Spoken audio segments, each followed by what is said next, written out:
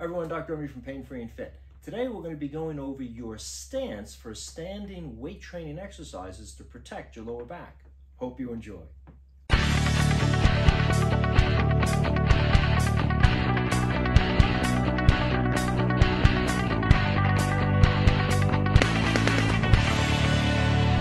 So when it comes to protecting your lower back with weight training, many people using standing exercises forget the importance of stance. You always want to relate stance to your pattern or direction of instability in terms of your lower back pain. If your lower back pain is aggravated with flexion, many disc problems for instance, and muscular strains are aggravated with bending forward, that's a position that you want to protect against so that your lower back does not move in flexion.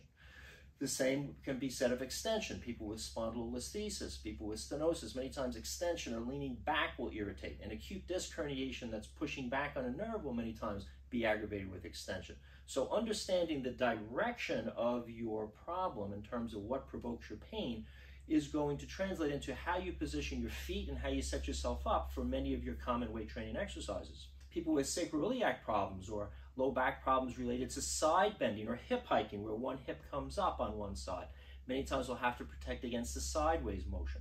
And as well, many disc problems, facet problems, and other type problems in the lower back are aggravated with rotation or twisting, and that too can be modified or protected against by your unique foot position when you set yourself up for standing exercises. If you're not sure about your pain and how it relates to your body mechanics, which also play a huge role in determining how to exercise and what modifications should be done for your exercises, check out the body analysis that's free for you to use at the painfreeandfit.com website.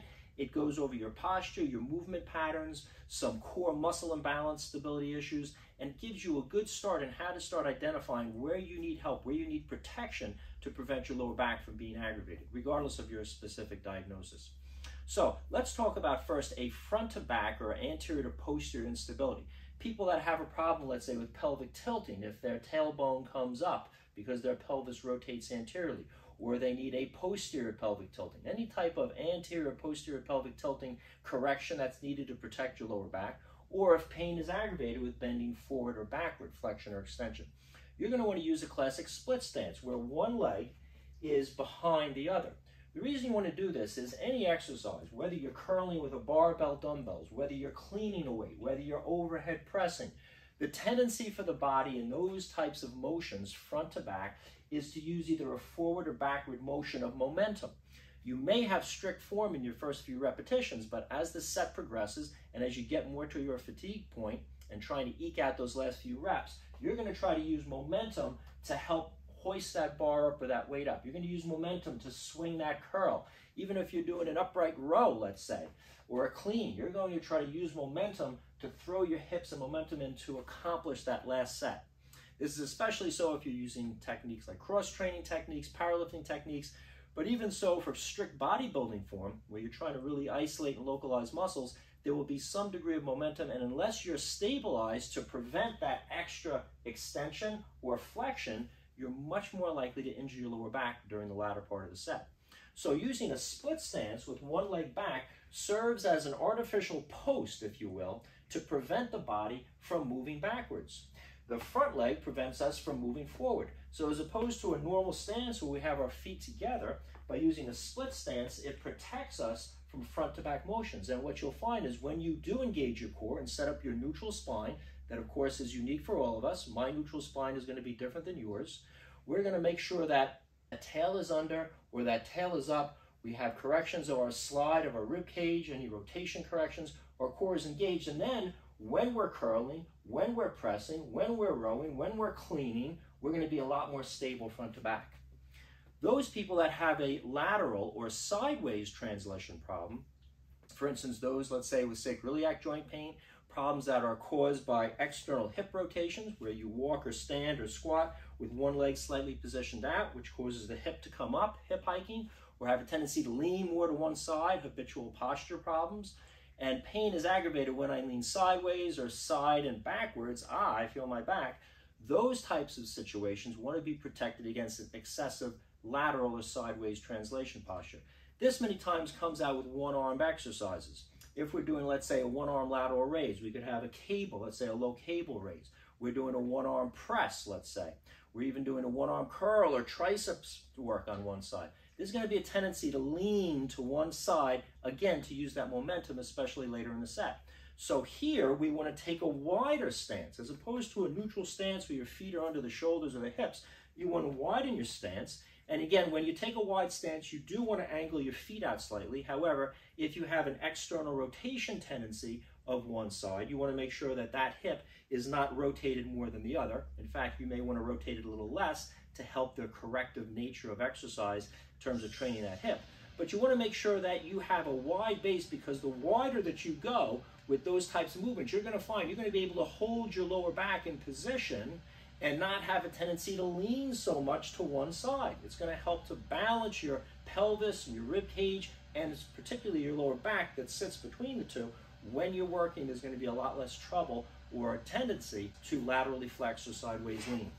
Those with rotational problems, twisting causes back pain, you're going to want to use a combination or a mixed posture where we change that stance leg from a strict split stance to a more modified stance where the back leg is 45 degrees backwards and the foot is angled out. Here now I have protection both front to back and side to side, which locks me in and helps me to prevent rotation. So let's say I'm doing a diagonal chop, let's say. As opposed to having my feet right here, if I stagger them, I'm going to be able to rotate my pelvis a lot easier than I will if my feet are straight here. Again, to protect the lower back, let's say with a chop or with a diagonal clean or diagonal press, whatever you're doing, you want to make sure that you're moving your pelvis and your rib cage as one unit. Because if the pelvis or the rib cage moves more than the other, that's going to create a torsion or a twist in your lower back. So training yourself with abdominals, with upper body work, with core work, you want to always make sure that the center of your chest, belly button, pubic bone all moves together. If I have my feet in a typical sumo stance that many people will have, let's say, for doing chops, you're going to notice that your pelvis is not going to have as much twisting ability. So as a result, you're going to be much more likely to turn your rib cage. However, if you use a split stance that's modified, kind of a combination stance of split and side, by putting one leg forward, one leg back, 45 degrees, and my foot will be 45 degrees. Now when I do my chop, it's much easier for my pelvis to move with my rib cage because the pelvis has more motion. The leg has gone back, externally rotated. It allows the pelvis to move. I'm moving more from my hips. Great ab workout from containing that core or alignment position between my pelvis and my rib cage. So start thinking about what my trouble is with my lower back in terms of direction, what provokes it, and if you go through a good body analysis, which of course is the whole theme of all of our Pain Free and Fit programs, to figure out what your body mechanics are, what your posture issues are, what your instability problems are. Do you have a weak multifidus muscle that's not stabilizing? Do you have an overactive internal oblique? Do you have a dominant lat muscle on one side? All these things play into the mechanical load on your spine with your weight training, and putting a little thought into what my problem is and then matching that to foot positions and stability modification can go a long way to preventing lower back aggravation. If you like this video on low back pain and weight training, prevention of injury and pain, check out our channel, subscribe to it, got a lot of great videos out there to help you. Questions or comments, as always, write in, I'll do my best to answer. And remember, if you're looking for great programs to help you design a healing workout for yourself, your own self-management and self-rehab of your lower back pain, to get your back into fitness without hurting yourself, check out our programs, the Fast Track programs for disc problems, Fast Track programs for spondylolisthesis and retrolisthesis. We got a low back programs, even got a walking rehab program, all available at painfreeandfit.com. I hope this foot position and stability pattern advice helps you with your weight training low back injury.